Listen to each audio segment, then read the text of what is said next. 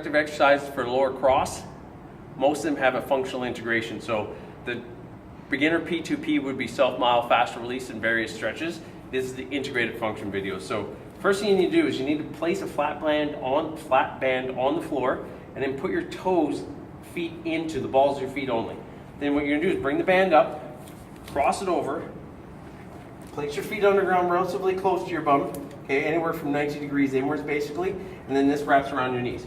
So first step of this is that your feet come apart, okay? So step one is the feet externally rotate. Try and do so avoid of the knees coming apart.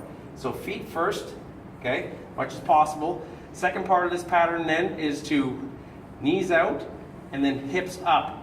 So this activates a whole bunch of muscles that are designed to relieve you out of lower cross syndrome.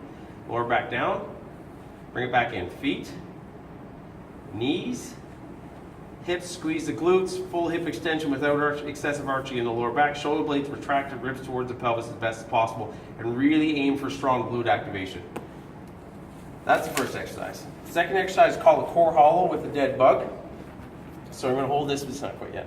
Okay. So I'm going to hold this position. So step one, I often put my arms overhead, but you don't have to do so. So you got to think about getting your upper abdominals off the ground. So this would correct for abdominal weakness, and you want to think about getting your lower back to round in towards the floor as much as possible. From this position, then this is where the support of the head can come in the hand, like this, really works well. Chin is tucked, torso's off the ground. One leg goes out and hovers off the ground, keeping your back rounded and engaged through the abdominals. Then the other one can go out, like so, and if you get really good and you have great rounding into the ground and activation in the core, both legs can go out simultaneously, as long as there's no arching in the lower back or loss of contact.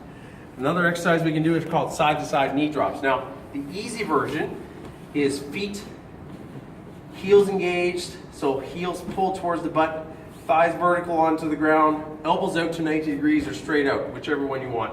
Shoulder blades flat on the floor, chin tucked, and then you drop side to side. And as you drop your knees to the left, your right elbow pulls into the ground. That strengthens this external, internal oblique rotational pattern. And in reverse directions, go the opposite direction. And the further the knees can go before you lose contact of the rib cage and or elbow off the floor, the better. Now to advance that, you get rid of the stability ball and you actually put weight between your knees. So now you're squeezing a medicine ball, a sand bell, a dumbbell, whatever you can get in there, and the same pattern occurs, and then you can make it harder by moving your legs away. So exact same thing happens, but now we've got weight in here that we're squeezing, and that squeeze activates your lower pelvic floor. Those are some great corrective exercises for lower cross syndrome.